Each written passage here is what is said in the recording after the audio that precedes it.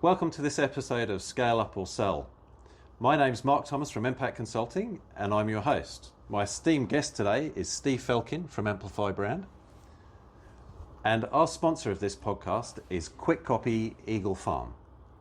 Quick Copy help businesses unleash their brand through printing of business cards, signage, flyers, car wraps or merchandise. If it really matters, get it done at Quick Copy Eagle Farm. Now, Steve, we're going to talk about brand today. Yes, Mark. And I wanted to ask you a few questions about what you do, but also about brand. Okay. Why should business owners have a brand consultant? Clarity, essentially. One of the big problems that I come across is many businesses, even those that have been established for some time, essentially don't understand the market in which they operate. There's a common problem, and it's born out of the fact that many of us, like myself, we start off in business from a technical angle. We're good at what we do, but that is no guarantee of success. And unfortunately, it leads to a little bit of confusion. We don't stop to take stock of the issues that affect our ability to sell our product or service in the most efficient way. Yeah. That's effectively, customers have no understanding on a deeper level. Businesses have no understanding on a deeper level of who they actually serve, what problem they solve and for whom. They don't take into consideration who they're actually competing against. It's a bit like the E-myth, isn't it? The E-myth idea of technician takes one job they know how to do really well and replaces it with 9 they have no idea about, right? And communicating to customers, if you're a technician really good at one of those things, communicating to customers mightn't be your thing, right? Absolutely. And yes, you can employ people to do that, but your product needs to meet the market, doesn't it? It does, and that is essentially the one of the crux issues that faces marketing at the moment. Everyone's pretty much focuses on communications and advertising and thinks that is marketing. But to your point, Mark, a very good one, is understanding your customer is understanding what products and services you need to develop to meet their needs, and then communicating the benefits of those products and services, and then how and where you will sell those products and services to that customer group. And then, of course, through price, capturing some of that value for yourself. That's really what marketing is all about. Yeah, and it's the differentiation as well, isn't it? It's communicating the differentiation, because that is everybody who operates in a competitive environment. If you're not operating in a competitive environment, you've got a massive education piece to do. Yeah. But everybody else operates in a competitive environment. How do you differentiate yourself? And the answer is, well, it goes back to the original question. It is the brand, but if we talk about what brand actually is, brand is nothing more than the perception that your potential clients and existing clients have of you, your product and service, and the benefits of doing business with you over one of your competitors. That is all a brand is. Businesses do not own their own brand. It lives in the mind of their customer. There's a set of mental stimuli that we build, which effectively builds the connections with your customer and your business, which is what we know as branding. The two are often confused. yeah, And people think that I've got a brand, but what they've got is branding. To be fair, everyone has a brand, but it's the branding and the activities that you take that exist all the way through your marketing efforts, not just your communications, that shape those perceptions. And it's very important that you look at it holistically. Otherwise, all you're really doing is shouting extremely loudly at the wrong people and saying the wrong thing. absolutely. At great cost to yourself. So excellent segue, Steve. So what are the common pain points that you solve? A lack of clarity, a lack of understanding of who you need to be selling to. How do you differentiate yourself from your competition and appeal to that customer segment? We do that through a mix of research and strategic thinking, mapping out, planning, and execution. So that's how we do that. Different businesses need a different mix. There's no one size fits all, and it's a commonality now too is for providers of a particular service to say that this is the only thing that you need to do, or people will read a book and think, I'll just follow this pathway and it will lead to success. If that was the case, Mark, then everyone would be successful. We'd just be earning a lot less doing it. Yeah. Many business people don't stop to consider the context of the market that they're operating in and where that market is going and how it's behaving. Because How do you help them with that? well, through research, essentially, it's about fingerprinting the category that they're in and looking at the broader macro market direction and seeing how it's behaving. Because obviously, you can have a great product, but if you're selling it to the wrong people in the wrong market conditions, then essentially you've got a problem. Just ask Nokia. Yeah, It wasn't a bad product. Yeah, It's a famous story. Yeah. It wasn't a bad product. It was just superseded by something else. And the market shifted beneath their feet. And there are lots of stories about that, but it wasn't that they didn't want to respond, but the horse had bolted. Demand had shifted elsewhere. Yeah. So that's why you've really got to keep your finger on the pulse. And it's from a about market perspective. it's about understanding your customers, and that's such a key point. I've recently gone and surveyed some of my customers, and what was so valuable about that is that they actually gave me the language that makes sense to my customers. Because like I know there's so much complexity about my business that I know and understand and love, but actually they don't need to know all that. What they need to know is what matters to them.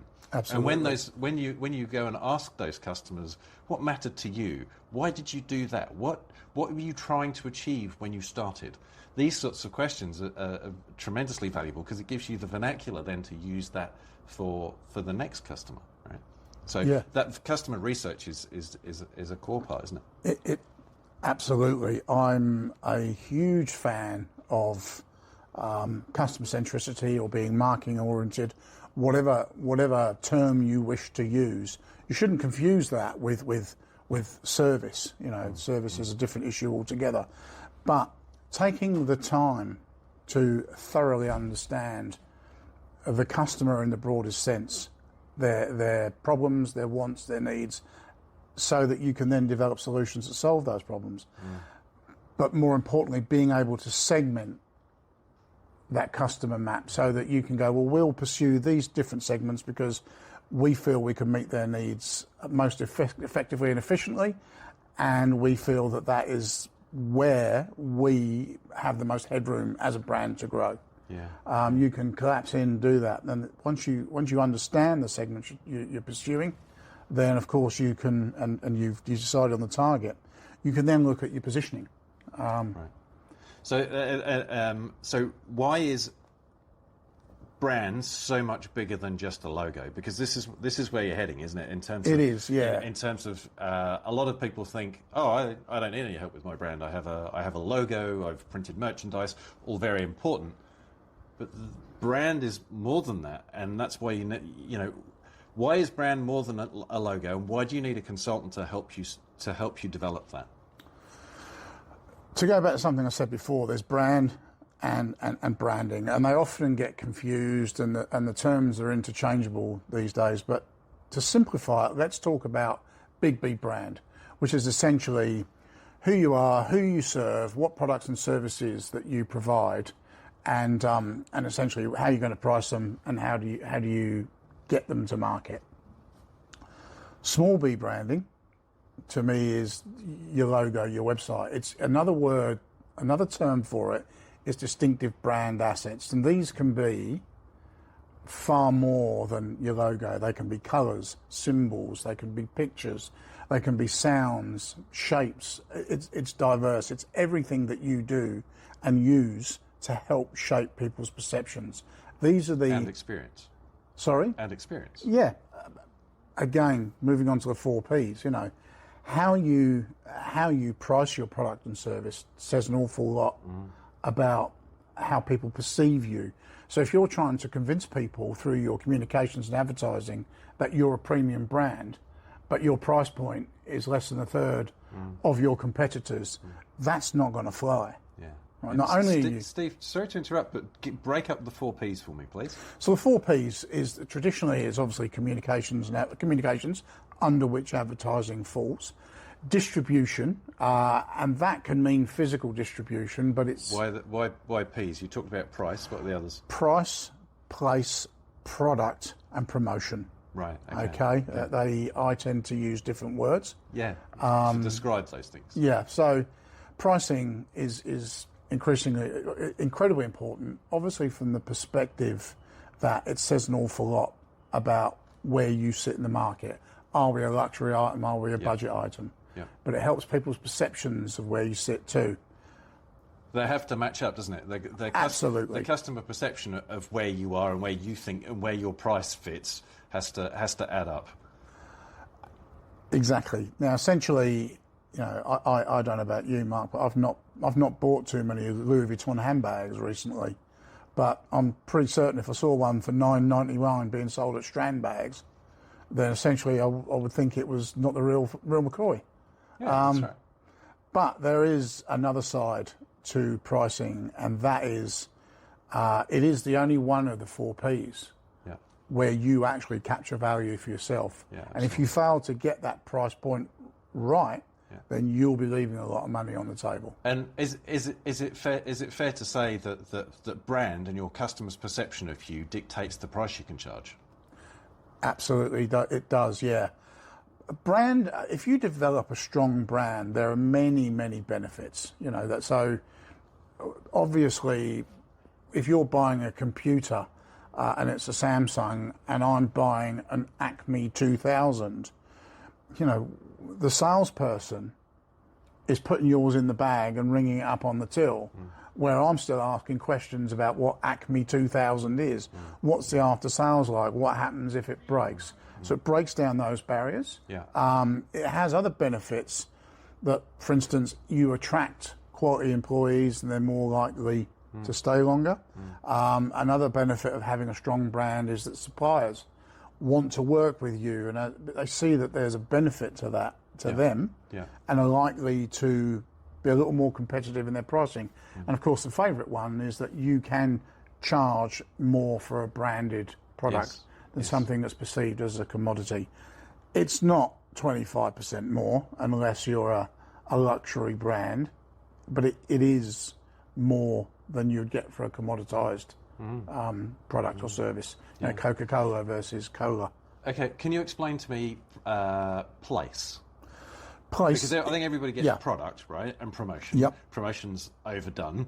Product everybody's obsessed about. What about place? Where does that fit? Place traditionally referred to distribution. And it's easy to conceive distribution as putting it on the truck and driving it somewhere.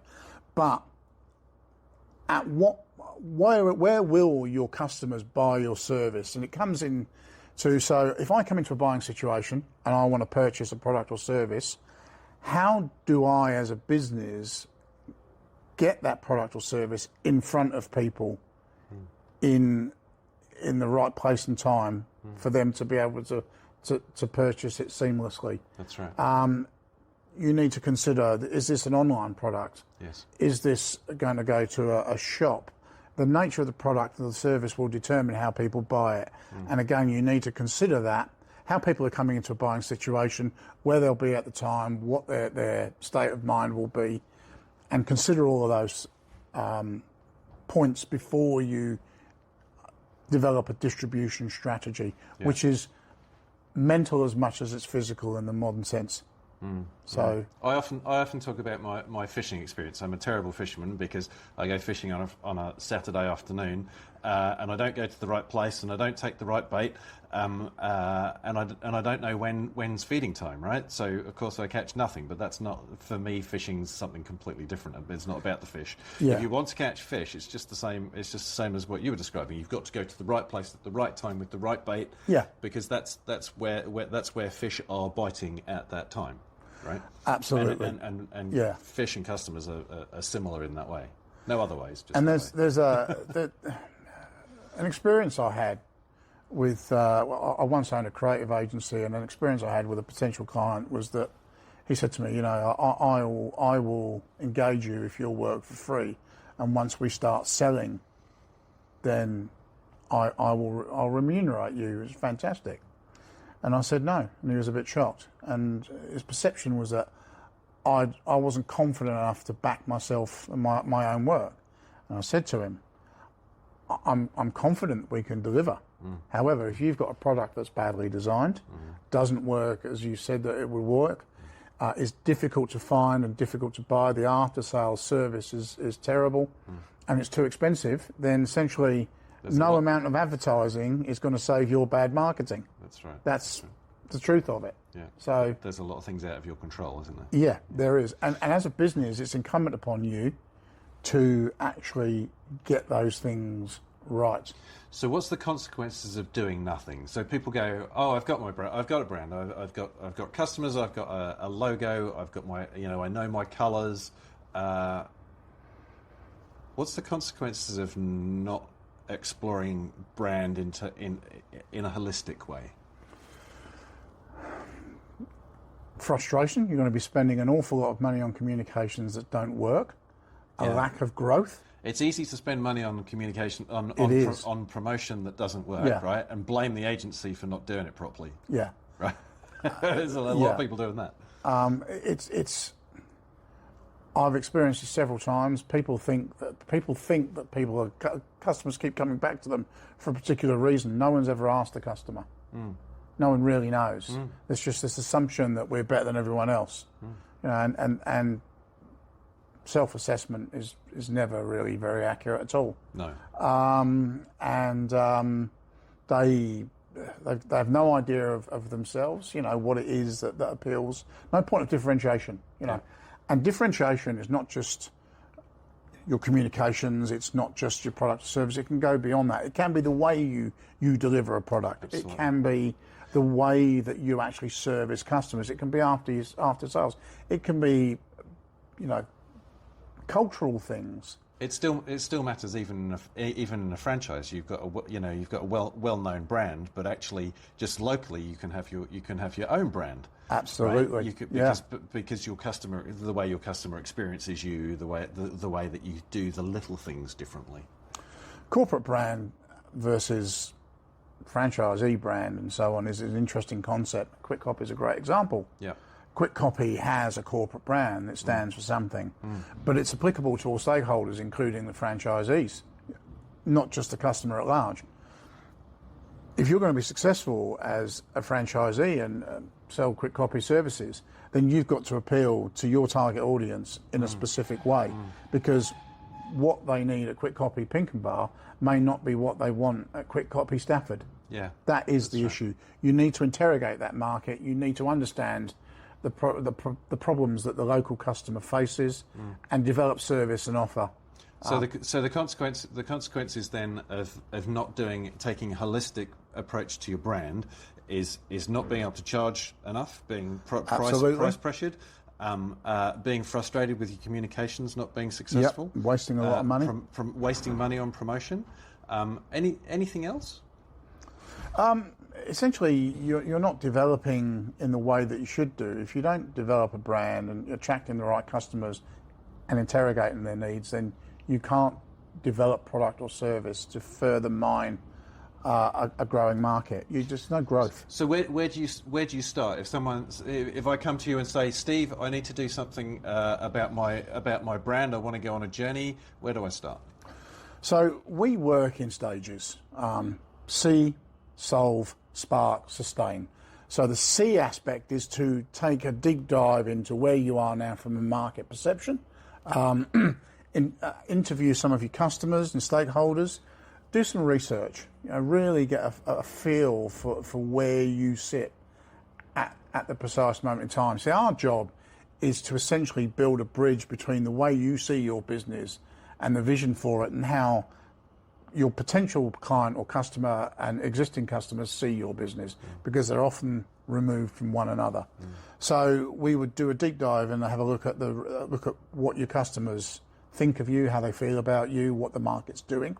And we do that through a mix of qualitative, ethnographic and quantitative research, depending on what information you've already got.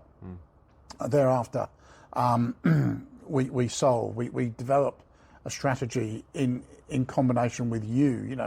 In partnership with our clients, we'll work through what we think is best to do, understand any limitations from their perspective, and look at things holistically, the 4 Ps. Do you have the right product mix? Yes. Are you clear on who you're competing or what you're competing against? And do you clearly understand the problem you solve for your customer? So once we get that nailed down, we can write a strategy. This is where we want to go. This is where we need to be to achieve that. This is what we need to do, and this is how we'll measure it. That is the strategic part of the process. And thereafter, a mix of the 4 Ps based on your particular requirements and the strategy that's been written.